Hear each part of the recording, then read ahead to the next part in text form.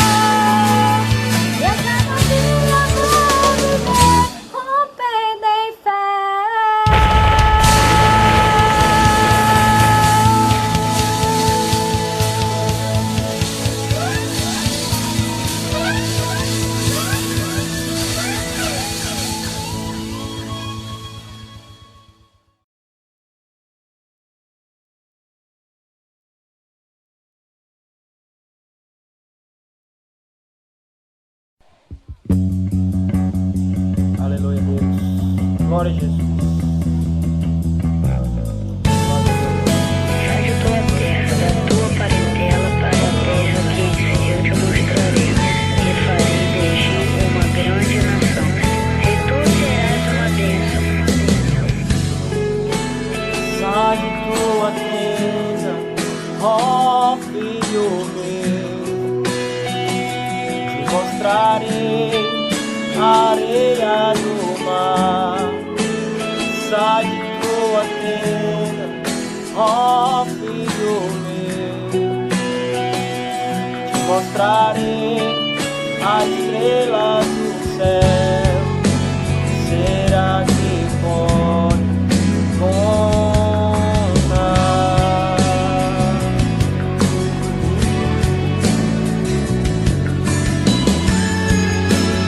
Será que pode imaginar tudo aquilo que sonhei para ti, filho meu?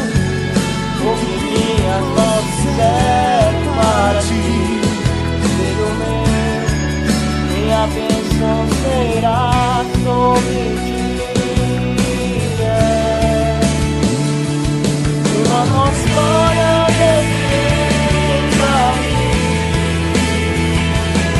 um novo tempo Deus tem pra mim. Tudo aquilo que pedido foi, ouvirei seu amor, te abençoarei. Uma nova história Deus tem pra mim, um novo tempo Deus tem pra mim. Tudo aquilo que pedido foi, ouvirei seu amor, te abençoarei.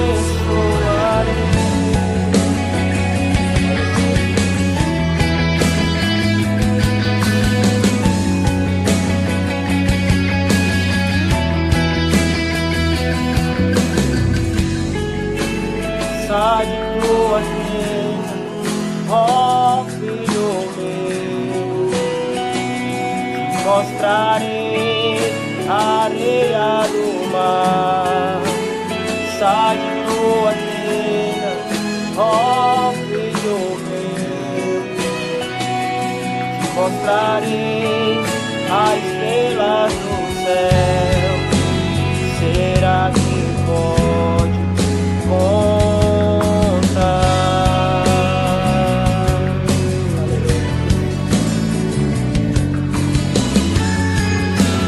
Será que pode imaginar tudo aquilo que sonhei para ti, filho meu? O que minhas mãos fizeram para ti, filho meu? Minha bênção será sobre ti. Uma nova história Deus tem pra mim, um novo tempo Deus tem pra mim. Tudo aquilo que pedido foi, ouvirei seu amor, te abençoarei. Uma nova história Deus tem pra mim, um novo tempo Deus tem pra mim. Tudo aquilo que pedido foi, ouvirei seu amor, te abençoarei. Uma nova história Deus tem pra mim, um novo tempo Deus tem pra mim. Tudo aquilo que pedido foi, ouvirei seu amor, te abençoarei. Uma nova história Deus tem pra mim, eu creio, Deus. Um novo tempo Deus tem pra mim. Tudo aquilo que pedido foi, ouvirei seu amor, te abençoarei. Aleluia, Deus. Deus tem uma nova história pra gente, meus amados. Aleluia, Deus. Aleluia, Deus.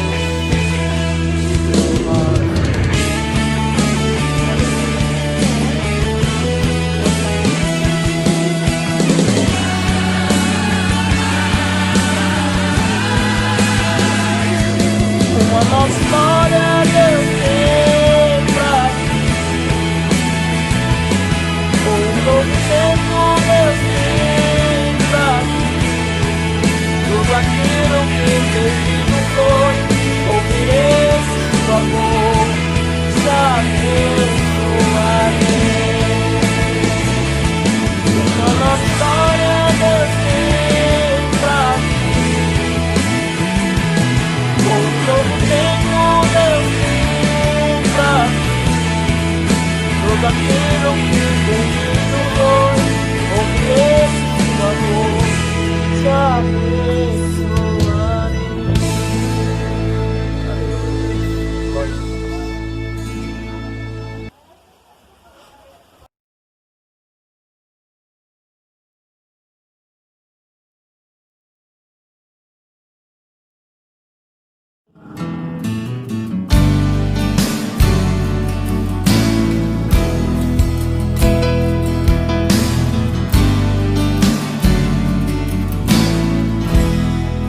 Preciso de ti,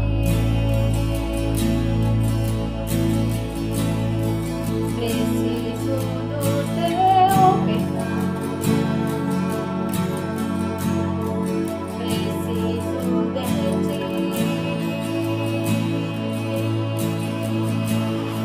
quebranta meu coração. Como a costa anseia por águas, assim tenho sede. Como terra seca, assim é minha alma, preciso de ti.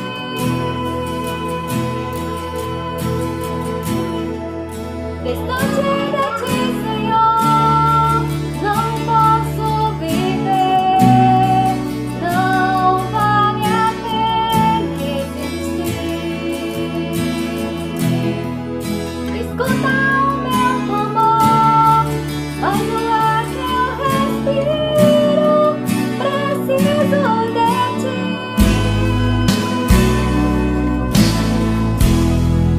Distante de ti, Senhor, não posso viver, não vale a pena existir. Escuta o meu clamor, faz o ar que eu respiro, preciso de ti.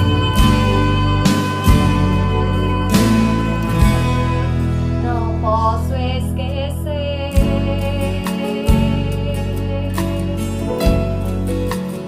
o que fizestes por mim. Quão alto é o céu,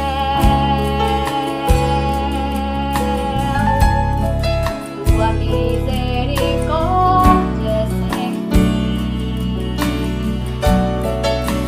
Como o Pai se compadece do Filho, assim tu me amas.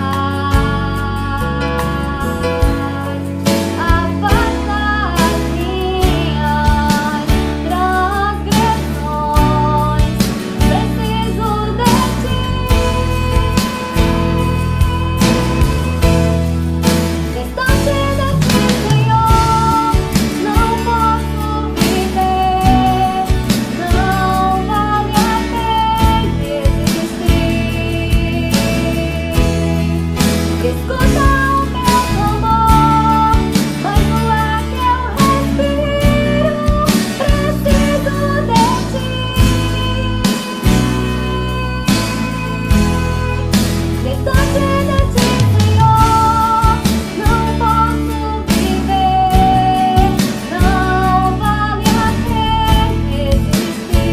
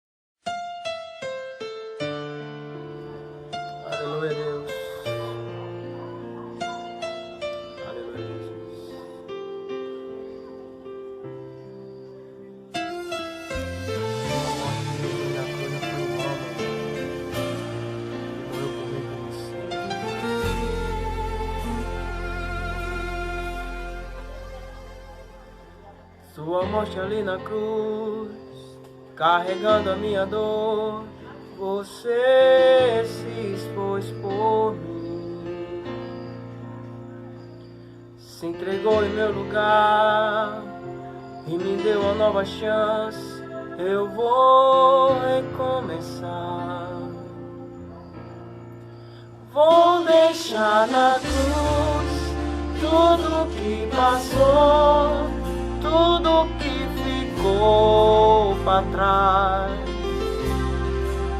Olho pra você, corro pra você, o seu amor me chama.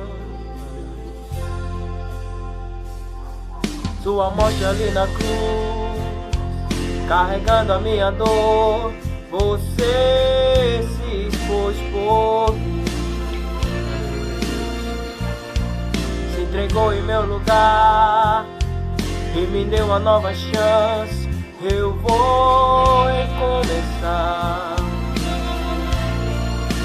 vou deixar na cruz tudo que passou, tudo que ficou pra trás. Olho pra você, corro pra você, o seu amor me chama. Eu dependo desse amor, do seu amor, mais que tudo. Aleluia. Eu confio nesse amor, tem poder pra curar dores. Vou deixar na cruz tudo que passou, tudo que ficou pra trás. Olho pra você, corro pra você, o seu amor me chama. Eu dependo desse amor, do seu amor, mais que tudo. Aleluia, Deus. Eu confio nesse amor, tem poder pra curar dores. Aleluia. Maravilhoso. Deus grandioso, poderoso. Obrigado, Pai. Obrigado, Deus, pela nossa vida. Nós te glorificamos, ó Deus, nós te adoramos, ó Deus. Pai, sobre o nosso ser, Senhor.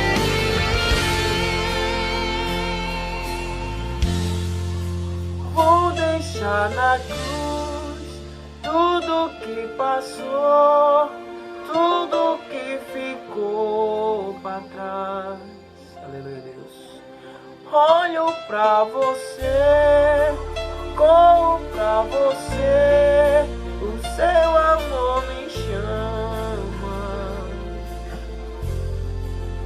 Vou deixar na cruz tudo que passou, tudo que ficou pra trás.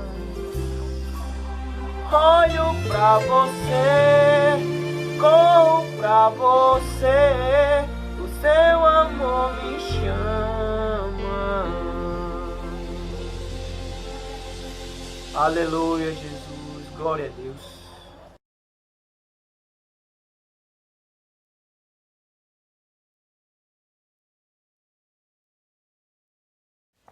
Olá, queridos, estamos agora no tempo da palavra, um tempo de instrução bíblica ao nosso coração. E eu já quero que você já pegue sua Bíblia, tá? Para você acompanhar a leitura. São poucos versículos, é um texto bem pequeno que a gente vai ler, mas para que você consiga meditar comigo e pensar comigo sobre algumas coisas, tá? Nós vamos falar nessa noite, vamos abrir, na verdade, as bem-aventuranças, né? O capítulo 5 de Mateus, onde Jesus começa a dar a orientação de como verdadeiramente o homem pode ser bem-aventurado, o homem pode ser feliz, tá? E nesse texto nós vamos ler os 3 primeiros versículos. O texto diz o seguinte: E Jesus, vendo a multidão, subiu ao monte e, assentando-se, aproximaram deles os seus discípulos. E, abrindo a sua boca, os ensinava, dizendo: bem-aventurado, e essa é a primeira bem-aventurança, certo? Presta atenção. Bem-aventurado os pobres de espírito, porque deles é o reino dos céus. Senhor Deus, fala nessa hora ao nosso coração, Pai. Instrui a nossa vida. Que o homem aqui se cale e que o Senhor fale. Que o teu Espírito, ó Pai, incomode os corações e traga edificação. Nós oramos no nome de Jesus. Amém. Meus queridos, essa palavra é muito poderosa, né? Bem-aventurados os pobres de espírito, porque deles é o reino dos céus. A gente vai aprender um pouco sobre a receita de Jesus. Eu já falei um pouco sobre isso nos cultos de oração ano passado, mas eu queria retomar em estrutura de sermão, de pregação, a falar sobre as bem-aventuranças. E hoje nós vamos falar sobre a receita de Jesus para a verdadeira felicidade. Primeira coisa que a gente vai entender nas bem-aventuranças é que Jesus foi o maior pregador que existiu. Esse texto abre o que a gente chama das bem-aventuranças, do maior sermão da história, o Sermão do Monte, né? Jesus é o maior pregador de todos os tempos, ele é a própria palavra encarnada, ele é a verdade, as suas palavras são oráculos, suas obras, milagres da vida, modelo. Ele é o grande referencial para o coração do homem. Enquanto nós não podemos conhecer todas as faces dos ouvintes, ele conhece o coração de todos os homens. Então ele é o maior mestre, o maior pregador que já existiu. Jesus é o maior pregador porque prega sobre a verdadeira felicidade. O cristianismo é a religião do prazer e da felicidade. O homem é um ser obcecado pelo prazer. O homem é um ser obcecado pelo prazer. O hedonismo, a filosofia que ensina que o prazer é o fim, o último do ser humano, parece reger a humanidade. O homem busca constantemente viver os seus prazeres. E esse sentimento, às vezes, ele é complicado, né? Porque o homem faz de tudo para viver bem. E viver bem para ele é ter prazer. Mas a grande questão é, onde está esse prazer? Nas coisas externas? No dinheiro, no sucesso, na cultura, no sexo, na diversão? Nas viagens? Salomão buscou a felicidade na bebida, na riqueza, no sexo e na fama e viu que tudo era vaidade. Em Eclesiastes ele fala isso. John Piper, ele disse que o problema não é a busca do prazer, mas o contentamento com o prazer terreno, carnal, raso, passageiro. Deus nos criou para o prazer, mas a busca da felicidade é legítima no Senhor. O verdadeiro prazer está em Deus. O verdadeiro prazer está no Senhor. O fim principal do homem é glorificar a Deus e gozá-lo para sempre, viver em paz com Deus, viver, reinar com o Senhor eternamente. Então, Agostinho chegou a dizer o seguinte: Senhor, tu nos criaste para ti e a nossa alma não encontrará descanso até repousar em ti. Então, essa é a grande essência da vida. Nós só seremos plenos, felizes, se entendermos que a nossa vida é para o Senhor. A nossa felicidade só tem sentido, nossa vida só é dignificada se o Senhor for, de fato, soberano em nossa vida, se o nosso coração for do Senhor, se entregarmos as nossas lutas diárias ao Senhor, assim seremos felizes, realizados. Não tem outros caminhos, não tem outro caminho. Jesus é o caminho, como ele mesmo fala. Então, nós vamos aprender aqui algumas receitas para essa verdadeira felicidade. Primeira coisa é que a verdadeira felicidade é um grande paradoxo aos olhos do mundo. É um grande paradoxo para o mundo. O mundo não entende a verdadeira felicidade. A verdadeira felicidade é abraçar o que o mundo repudia e repudiar o que o mundo aplaude. Jesus diz que feliz é o pobre, o que chora, o manso, o puro, o perseguido. Nesse versículo 3 que a gente lê, ele fala sobre o pobre, mas dos outros ele vai falar sobre o manso, sobre os que choram, sobre aqueles que são perseguidos. Esses são os que são verdadeiramente felizes. Jesus diz que bem-aventurado é o pobre de espírito e não a pessoa que é autossuficiente, arrogante, soberba. Jesus chegou a dizer que bem-aventurado é os que choram e não aquele que é durão, insensível. Jesus diz que bem-aventurado é o manso, o que abre mão dos seus direitos e não o valente, o brigão, e percebe como isso bate de frente com alguns padrões que alguns acham que é felicidade. Jesus diz que bem-aventurado é o pacificador, aquele que não apenas evita contendas, mas busca apaziguar os ânimos exaltados.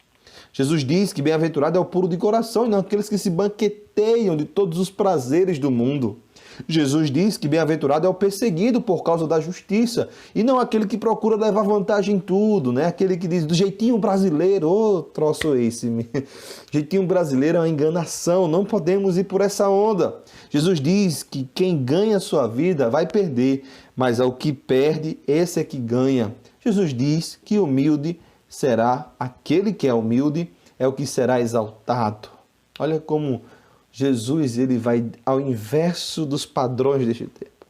Porque o valentão, aqueles que não vai para casa enxutados, aqueles que faz justiça com as próprias mãos, aqueles que brigam por seus direitos e brigam e não pacificam as relações. Esse é o padrão que é ensinado no mundo.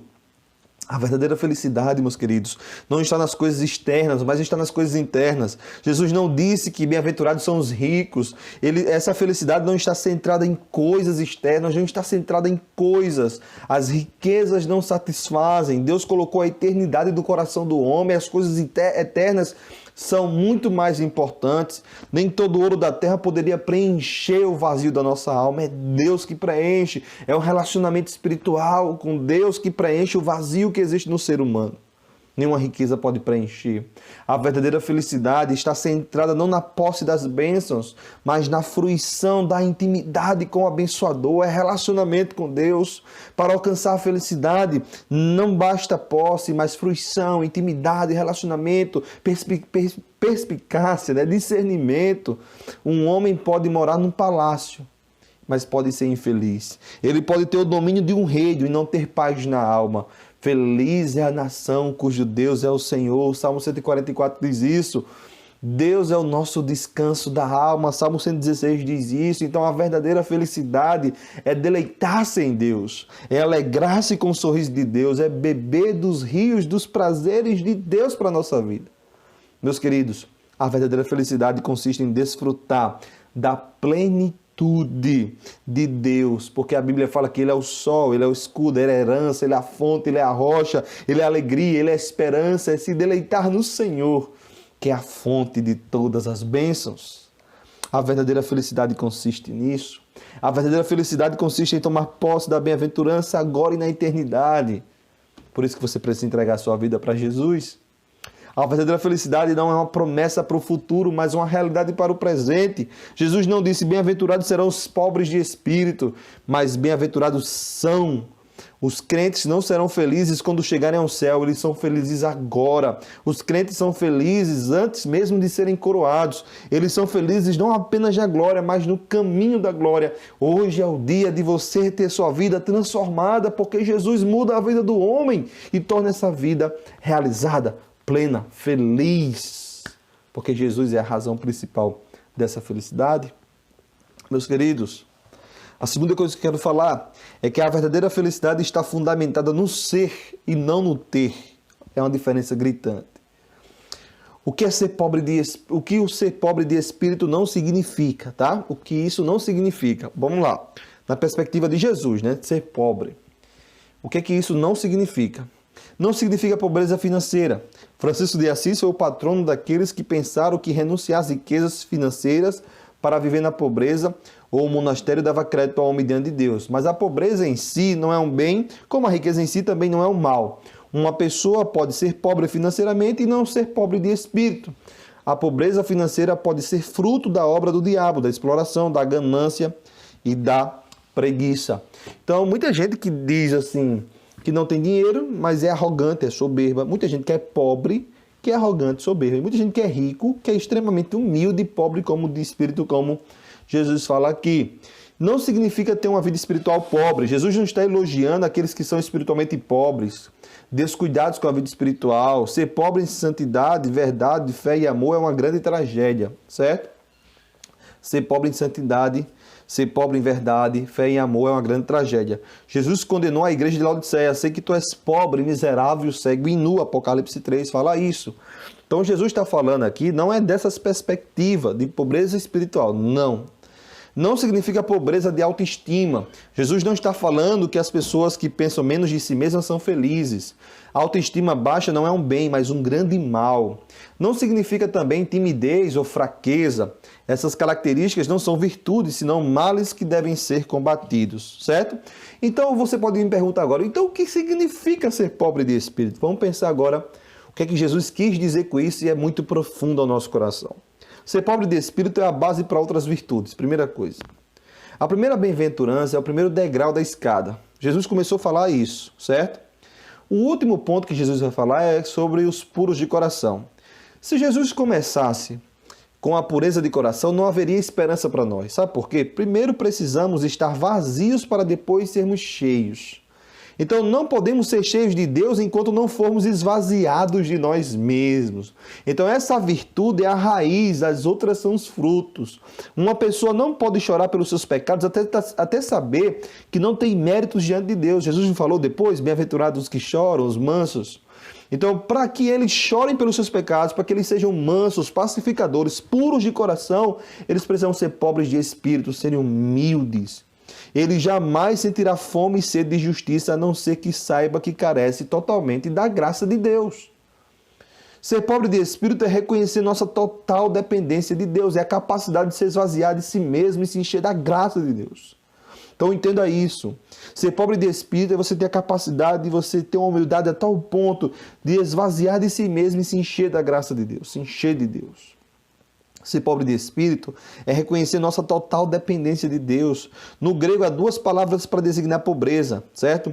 E essas palavras significam o seguinte: é o homem que tem que trabalhar para ganhar a vida, é aquele que não tem nada que lhe sobre, é o homem que não é rico, mas que também não padece necessidades. Ele não possui o supérfluo, mas tem o básico. E existe outra palavra, que é o potkos, eu acho que pronuncia assim, que descreve a pobreza absoluta e total daquele que está afundado na miséria. É o mendigo extremamente necessitado, aquele que não tem nada. Esta é a palavra que Jesus usou. Feliz é o homem que reconhece sua total carência e coloca a sua confiança em Deus. Feliz é o homem que reconhece que o dinheiro, o poder e a força não significam nada, mas Deus significa tudo.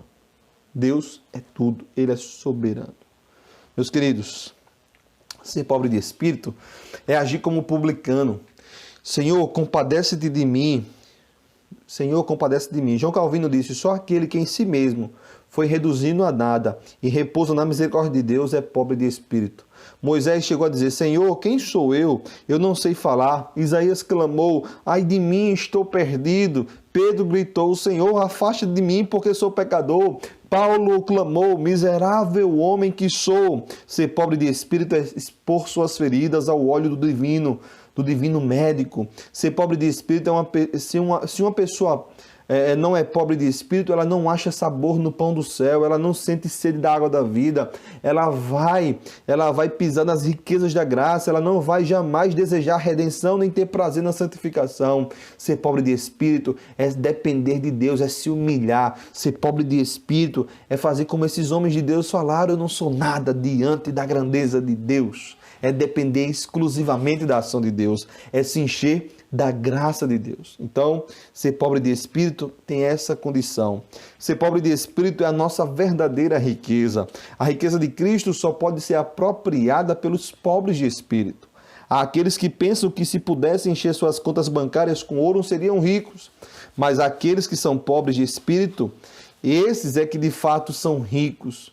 Quão pobres são aqueles que pensam que são ricos. Jesus disse para a rica igreja de Laodiceia: você é pobre e miserável. Mas Jesus disse para a pobre igreja de Esmirna: conheça a tua pobreza, mas tu és rica, porque vocês são humildes, vocês são pobres de espírito, vocês mostram dependência total da graça de Deus. Agora uma outra pergunta: por que devemos ser pobres de espírito? Por quê? Ser pobre de espírito é a joia que o cristão deve usar. Primeiro o homem se torna pobre de espírito, depois Deus o enche com sua graça. Precisamos ser pobre de espírito. Enquanto você não for pobre de espírito, jamais Cristo será precioso para você. Enquanto não enxergamos nossa própria miséria, jamais veremos a riqueza que teremos em Cristo. Enquanto você não perceber que está perdido, jamais buscará refúgio em Cristo. Enquanto você não enxergar a feiura do seu pecado, jamais desejará o perdão e a graça de Cristo. Enquanto você não for pobre de espírito, você não estará pronto para receber da graça de Deus. Aqueles que abrigam sentimentos de autossuficiência se sentem saciados jamais terão sede de Deus. Aqueles que se sentem cheios de si mesmos, vaidosos, arrogantes, jamais poderão ser cheios de Deus. Aqueles que pensam que estão são, jamais buscarão o médico dos médicos. Aqueles que pensam que têm méritos, jamais desejarão ser cobertos pela justiça de Cristo. Então temos que baixar a bola, reconhecer nossa fragilidade, reconhecer nossos pecados, reconhecer nossa limitação e depender exclusivamente da graça de Deus. Ser pobre de espírito é receber da graça de Deus. Ser pobre de espírito não é ter sentimento de autossuficiência, se achar melhor do que os outros, é ser humilde, é reconhecer a graça de Deus, é reconhecer a misericórdia de Deus, é ser dependente dessa graça. Isso é ser pobre de espírito. Enquanto você não for pobre de espírito, você não estará pronto para receber a graça de Deus. Enquanto você não for pobre de espírito, você não poderá ir para o céu. O reino de Deus pertence aos pobres de espírito. A porta do céu é estreita e aqueles que se consideram grandes são, aos seus olhos, não poderão entrar lá. Como podemos então saber que somos pobres de espírito? Como podemos saber disso? E é importante, quando toda a base da nossa aceitação por Deus está nos méritos de Cristo. Quando não temos vaidade com os nossos atos, mas é Cristo que é glorificado. Quando nosso coração está desprovido de vaidade.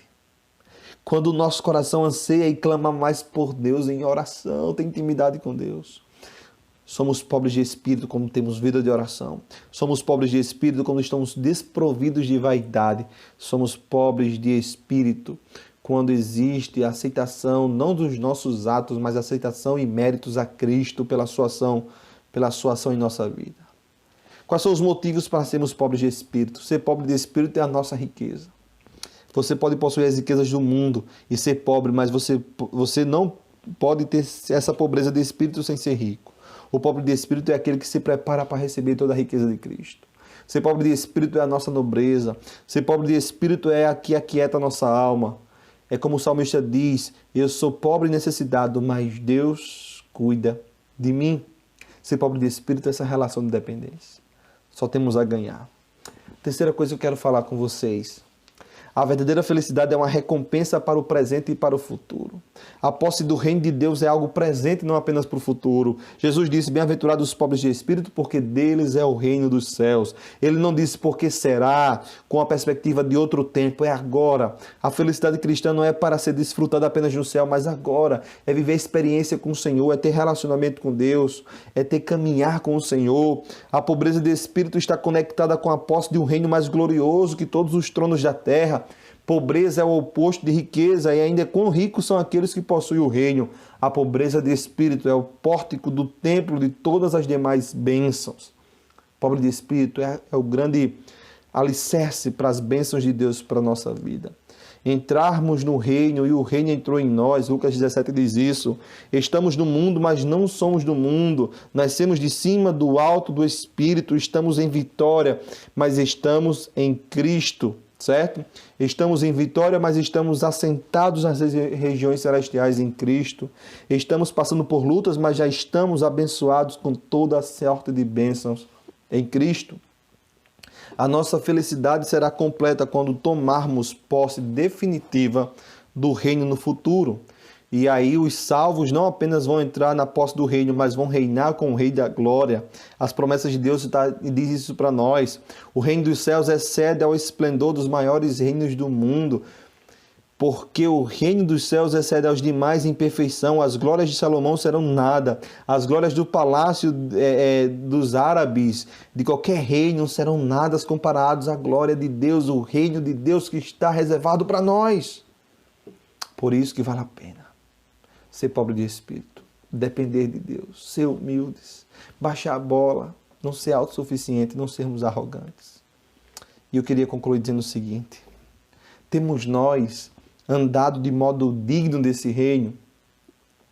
Temos vivido de modo compatível com aqueles que vão assentar em tronos? Temos resplandecido a glória de Deus em nós? Seu coração está vazio de vaidade? Você está sedento pelas coisas do céu? Você está buscando ansiosamente as coisas de Deus? Ou seu coração ainda está preso a esse tempo, às coisas que têm aqui, a vaidade, a autossuficiência? Meus queridos, no tempo de Cristo, Quem entrou no reino não foram os fariseus, que se consideravam ricos em méritos, nem os zelotes, que sonhavam com o estabelecimento do reino com sangue e espada, mas os publicanos e as prostitutas, o refúgio da sociedade humana, que sabiam que eram tão pobres que nada tinham para oferecer nem receber. Tudo o que podiam fazer era clamar pela misericórdia de Deus. Então, se você quer de fato entrar, viver o reino de Deus, você precisa depender da graça de Deus. Você precisa depender da ação de Deus. Você precisa depender do cuidado de Deus na sua vida. Que Deus te abençoe. Que Deus nos abençoe e nos ajude a viver exclusivamente pela graça de Deus. Amém?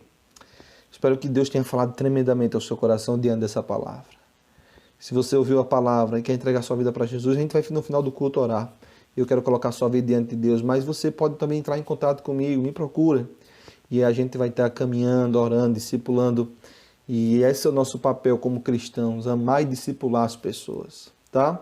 Meus queridos, durante esse culto, eu queria aconselhar também você a procurar também, a gente tem normalmente de culto na igreja, a gente tinha nesse momento de entrega de dízimos e ofertas.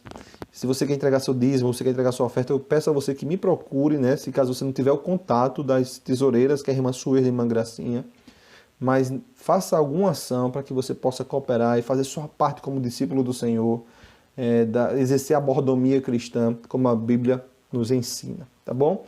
Nós vamos orar encerrando esse culto e vamos agradecer a Deus por essa palavra, pelos louvores e agradecer pelo cuidado do Senhor em nossa vida. Vamos orar? Soberano Deus, eu quero te agradecer, Pai, por nossas vidas, pela Tua palavra tão inspiradora no nosso coração. Abençoa cada lar, abençoa cada família, abençoa as nossas vidas, Pai. Para que possamos depender exclusivamente da Tua graça, para que possamos Te honrar com a nossa vida, Pai. E nos ajuda a testemunhar todos os dias da Tua ação, testemunhar dos feitos do Senhor em nossa vida, Pai. Nos dá uma semana abençoada. Abençoa, Pai, a cidade de Areias, as autoridades, as pessoas que estão trabalhando na área de saúde, os policiais, os comerciantes, Pai. Cuida de todos eles, Pai. Abençoa a cidade de Areias, abençoa a nossa igreja, abençoa a reforma da igreja e que em tudo o nome do Senhor seja exaltado. Pai, nós te oramos, nós te agradecemos pelo tempo tão precioso que tivemos hoje. Nós oramos no nome de Jesus. Amém e amém. Deus te abençoe. Precisar de qualquer coisa, estamos aqui. Faça contato comigo para que a gente possa orar juntos e vencer as lutas juntos, tá? Deus te abençoe e até as nossas próximas programações. Um grande abraço, queridos.